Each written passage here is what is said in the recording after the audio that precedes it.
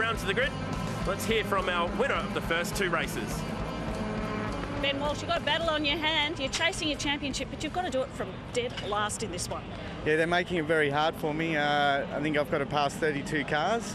And with the handicap system, I'm 25 seconds penalised from when the leader goes. So it's going to make for some interesting racing.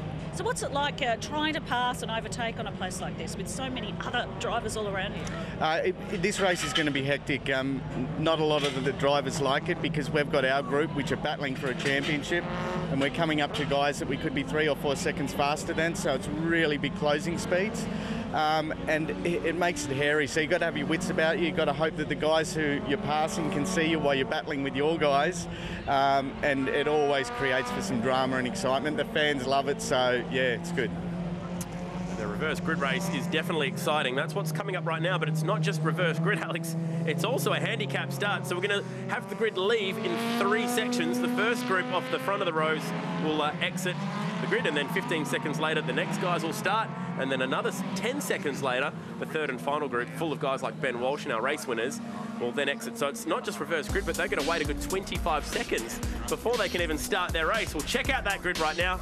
Ian Chivas and Madison Dunstan are due to start in the front row. Michael Rinkin, with his issues yesterday, definitely had his hands full with that car. Charlotte Pointing, a couple girls towards the front. Brad Eastman and Peter Griffiths. We saw Griffiths off yesterday.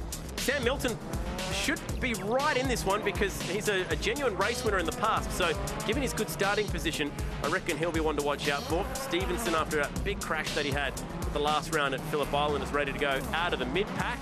And then we start to get to some more of the fast guys, including that little unknown guy starting out of the outside of row 12. Never heard of that name before, Paul Morris. Paul Morris will have his elbows out, trying to move forward. Kel Tressida on row 16 with Brendan Pingle, who will be pushing hard. Craig Woods, James Duckworth. We're getting up to the real front runners who are involved in that massive battle for the lead yesterday down at the back of the pack. So I've never seen a handicap start on a racetrack before, so this is going to be really interesting. I'm really looking forward to seeing how it turns out. It's a bit old school, actually, isn't it? The old handicap reverse grid idea. So all the slower cars at the front will have a very big advantage at the beginning, and it's all about can our guys at the back, like Walsh and co, not just pass the 30-odd cars ahead of them, but close the gap as well to the front. And I hope they all know the procedure down pat too, because it's not going to be easy. You got to make sure you don't take off with the wrong wave of cars. That has happened before. So there is a big chance of this not quite working out, but I'm sure they've all memorised the rule book and know exactly what's going to happen. Yeah, let's hope. To say that is one thing, to actually execute it's another though. So don't be surprised if a few guys at the back go a little bit early, as Ben Walsh is a little bit confused which grid spot he's meant to be in at the moment. There we go. So hands of the starter right now, we are in. Green flag ready there, it's waved. And we're ready for a start in race 3 of 4 this weekend. Watch for the first group to go. And also watch in the back to see if anyone forgets that this is reverse grid and handicap. Ian Chivas and Madison Dunstan. Great to see Madison Dunstan back on the track after an accident early in the weekend. Everyone gets away cleanly from that first wave of cars. Ian Chivas getting a great start, although falling back in the pack a little bit. And here's the next wave, ready to take the light. So they've done a great job managing the starting lights. So it's good news for Paul Morris. He's managed to just make that second group of drivers. So this will be a big advantage for the dude, because he'll have a good 10-second advantage on all the guys in the background who are now away. Uber Gang, Tucker, Bond. And Ben Walsh off the right at the back of the pack. And I reckon he'll carve his way through this pack pretty quickly, because the pace he's had so far this weekend has been head and shoulders. It's flying off cars already, been head and shoulders above everyone else in the field.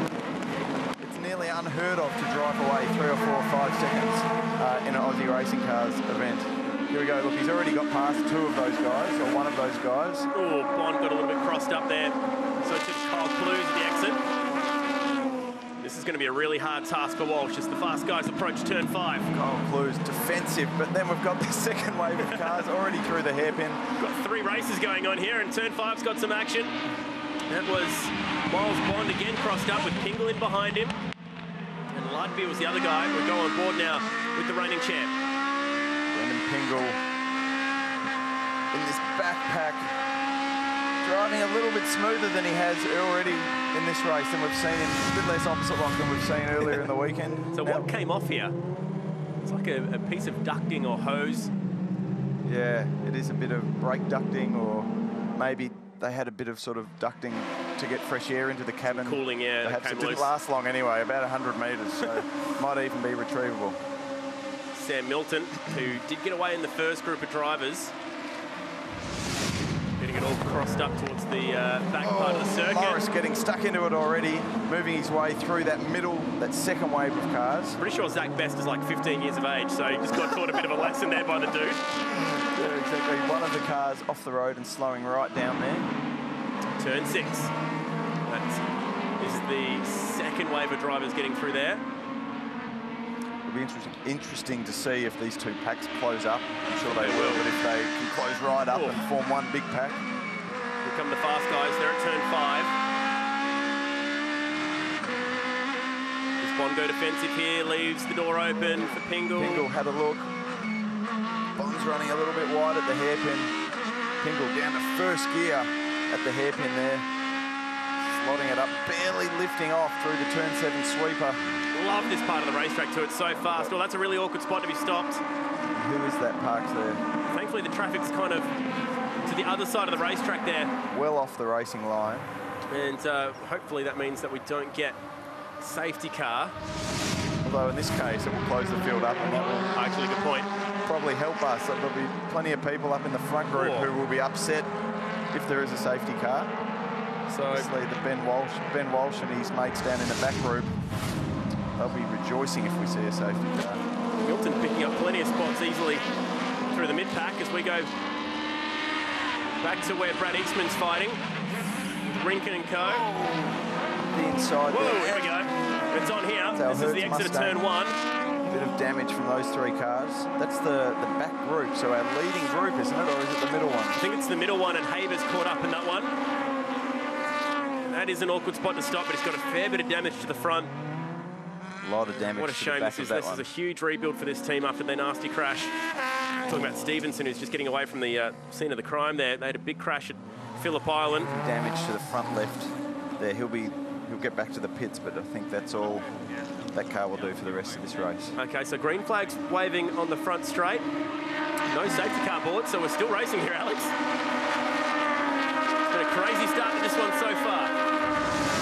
Let's see what happened down turn 14. Is that? There's guys going everywhere. So Miles on Bond board around, with Pingle, Miles Bond spinning. which explains why there was a green flag at the exit of 14. And this is what happened down at the exit of turn 1.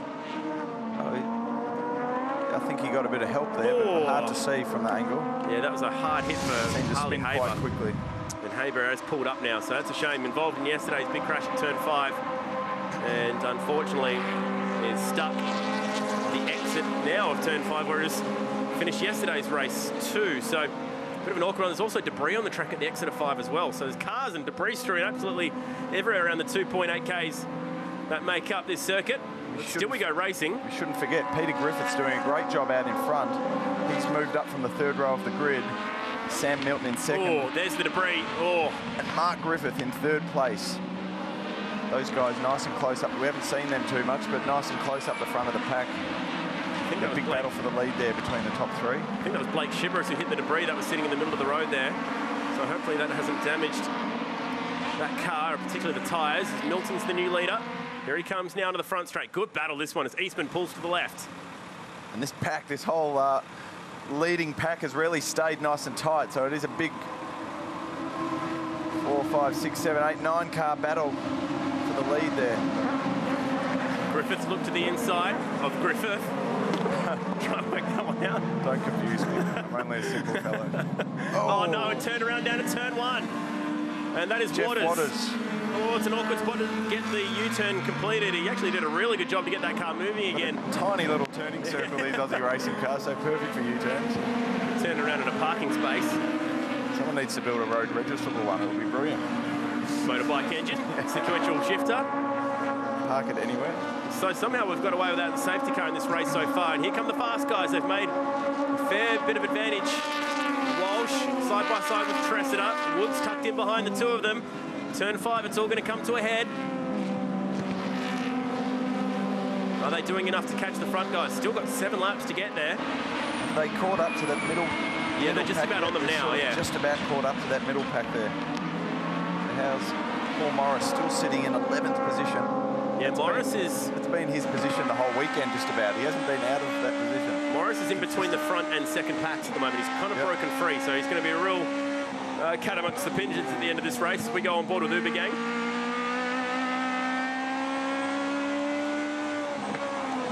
Adam Uber Gang right behind Wilcox, trying to find a way past. Wilcox a bit wide onto the straight there. Let's see what sort of toe Uber Gang can get down this long hidden valley, start-finish straight. Uber Gang's had some problems with the left rear of the chassis this weekend. They've made some adjustments overnight. It's been a good $6 grand in doing so. Wow. Which is just about the price of a brand new car in this series. A lot of money for an Aussie racing car, I'm guessing. So hopefully that's going to pay off for him. As we go 3 wide down and on the curbs. Oh, he did it. Walsh just got round the outside there. I was worried that he was going to get taken out in that accident. It was Pingle into Tucker. Tucker wasn't overly impressed with the treatment he got, but he wouldn't be. In Pingle's defence, he was right up on the curb trying to miss him. Sure, we'll get a replay here. All right, Alex. You can see Pingle having a look up the inside of Tucker. Tucker squeezing across, not giving him a lot of space, I should say. So I don't think there's much Brendan Pingle could have done. He was, you know, he committed to the move. He got his car fair and square up the inside. You're not meant to be moving under brakes, and you can see Tucker squeezing across while he was braking. So one of those things, I think Tucker will think Pingle wasn't up the inside enough. Pingle will think he didn't get enough room. The result is Tucker ended up backwards. Well, we'll leave that one to the stewards. Milton leads us back for another lap. Griffith in behind him. Rinkin, another 10 or 11 car lengths back. Sam Milton and Mark Griffiths are sort of extending their lead out in front. They're 2.5 seconds in front of Thompson in third. Well, Thompson started in 14th. Thompson's done a great job getting up from 14th to third, so he's going to be very happy with his performance so far. 6 laps remaining.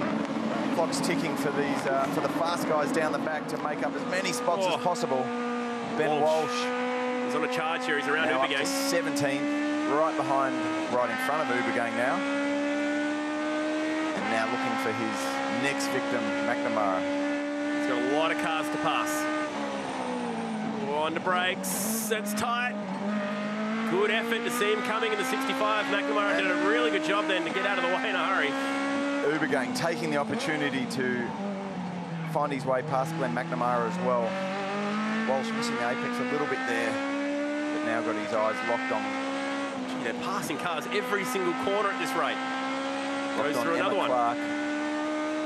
They made pretty short work of Emma there. Yeah. So Kasuchi will be the next. Oh, this is busy. Oh, it's very busy. Clues 3 wide, round the outside. Great move there. Pingle's gone. Pingle's backwards. Hope he doesn't find the wall. No, 360 hill. Hopefully doesn't get beached on that curb. Can he get it over the curb? Good effort. So he's not going to lose too much time, but that's frustrating. Someone was always going to end up the sorry party there. And he might just fall back into the clutches of his mate Brendan Tucker after their last indiscretion. Yeah, they'll end up together again. On the front straight, here's Clues. In the toe of Trent Young, who's up tucked in behind Woods, and Tressida sneaks up inside as well. 5 laps to go. It's been an entertaining third race. A bit like yesterday. These guys have got to not battle too hard because they really all need to move forward. Being a reverse grid race, there's no point battling your heart out for 15th position. They all want to get back up to the front where they really deserve to be. So Tressida just kind of moved one out of the way, and then it looked like maybe contact between Duckworth and Pingle. Yeah, it looks like. I mean, we only saw a very quick view. Duckworth got into the back of Pringle a bit there. Let's have a look definitely here. No one next to him, so. Whoa. No.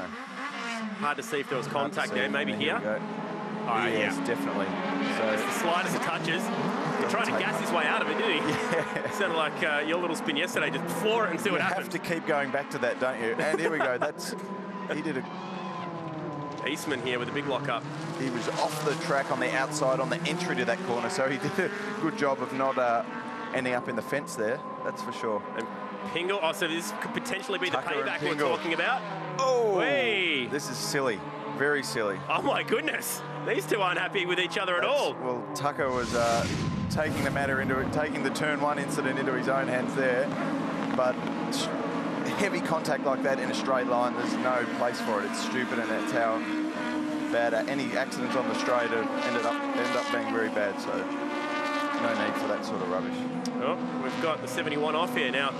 He was having a pretty good race, so this will see him drop back quite a long way now. He started up in, what, 3rd position, Michael Rinkin, so he was running in that lead pack inside the top 10. That's a real shame. After fixing that car overnight. So Ben Walsh has just got his way up into the top 10. Oof, good effort. Very good effort from 28th position, right, or further than 28. What's how many cars? There's he started with 37th position on the grid, up to 10th, so he's only passed 27 cars. Not a bad effort. Here he goes, he's got one more to pick up here. So onto the front straight, that should be Zach Best that he's tucked in behind. Here it is. Now Zach was doing laps around the pits though with the bonnet off that car, trying to get the tune up right. Just a teenage kid. I suppose you can do that with one of these little cars. You're not going to get your V8 supercar around the pits very successfully, are you? Tuning up the car. When you're a teenager, you just want to spend every waking second in one of these things if you can. I think that's what that was about. A bit of side drafting going on here as Duckworth is up the inside and makes that one stick on Ludby. Two of our leading guys from yesterday still battling it out. Back in 18th and 19th position. Good move from Ludby to get that one back. 20th. So there we go, he's up another one. See, they haven't moved forward nearly as well as Ben Walsh, who's now up to 8th position. So Ben Walsh started behind all those guys, being absolutely at the back of this reverse grid race. He's overtaking all his pack, he's overtaken all his pack and got up into the top 10. Okay, so here are the 2 leaders at the moment, Sam Milton and Mark Griffith. We've seen Griffith racing in a whole bunch of different things, as he does, but also in the Australian GT Championship. 3rd is Thompson, who started at the very back of that first group, so he's done well. O'Keefe, we saw him spun out earlier in the week, up inside the top 5, and Blake Shibris, and here comes the dude. So around Chapman, needs to get back in the toe of Shibris, who's ahead of him. Morris has had a really good race too. He's now up to 6th position. 2 laps to go, but he's 10 seconds off the lead, which will make it tough to win, but he should be able to sneak inside the top 5 maybe as Ubergang dives to the inside. But look at Ben Walsh, he's done an 18-0 in this race. Oops. Ubergang sends one off. Lots of handwork there. I think it was Waters he turned around. Yes, it is. That was a big hit. And that was very different to the Pingle and Tucker crash down at turn 1. Ben Walsh's best lap is nearly half a second quicker than anyone else has done in this race, so he's still showing great pace. Oh, Waters had no idea he was there. Yeah. And Ubergang was fairly committed. So difficult to see out of these things. This is what it looked like. From Ubergang's car. He's committed to the braking point. Hasn't really got in there far enough. You know, he was at the turning point, he was still well behind. So Waters would have had absolutely no idea he was there. Yeah, no chance to see that one coming. Once you get to the turning point, really, you shouldn't have to look in your mirrors too much. You need to have the overtaking move well and truly underway by that point.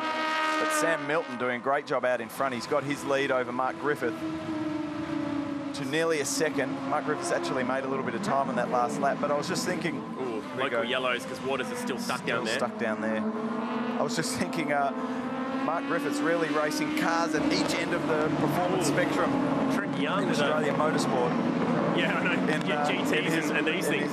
In his Mercedes or in his AMG GT3 car, one of the most high-tech and high downforce, expensive racing cars in Australia. And they're also enormous when you see those GT cars. They're so wide, and then jumping in his little Aussie racing car. So great to see him getting experience in all sorts of different cars. He just loves to race is the answer. Can he claw back Sam Milton for a win? He's dropped back to a second off the pace now. It's Young goes up the inside. That's Best. And Ben Walsh picking off another car there. Where is he sitting now? He's made his way up to 14th, so done a pretty good job. Oh, had a spinner Ben here. Walsh has had a spin because Ben Walsh was up to 8, so something's happened to Ben Walsh which we haven't seen. He's dropped back a long way, and Grant Thompson had a spin there, but here's your winner, Sam Milton. He knows what it's like to win races at Mount Panorama, and he'll now know what it's like to win a race here in Darwin as he picks up the Race 3 reverse grid handicapper. But It's all kind of kicked off there. And we didn't see the much last of lap. Paul Morris. He's got up to 4th position, so he's had a fantastic drive. That's a So huge well done effort. to Paul Morris. We haven't seen much of him this weekend so far, so good to see him get a result there. Ubergang gets to 6th. He started 28th, so he's been moving through. I wouldn't mind. Oh, that's a great replay. That shows a lot, doesn't it? You don't need to say anything there. Although we should be innocent until proven guilty. We don't know that Paul had anything to do with that. You're just assuming. I wouldn't mind seeing a replay of what happened to Ben Walsh. He dropped back a little bit there, back to He's been 17. so rock solid all weekend, so Yeah, he's lost spots to all those main guys that he was had a racing. fantastic race until 2 or 3 laps to go. Confusion reigns, but either way, it looks like this. Milton from Griffith, Blake Chaveras and Paul Morris got inside the top 5. Great drive from the dude. Scott O'Keefe wraps up the top 5. Ubergang, the first of the guys that started in the last pack inside the top 5. That's a huge effort. Kyle Clues, former champ. Kel Tressida made up a lot of spots there to be P12. Ben Walsh is still looking pretty good for a round win, though, being that far back, and these guys do have one more race.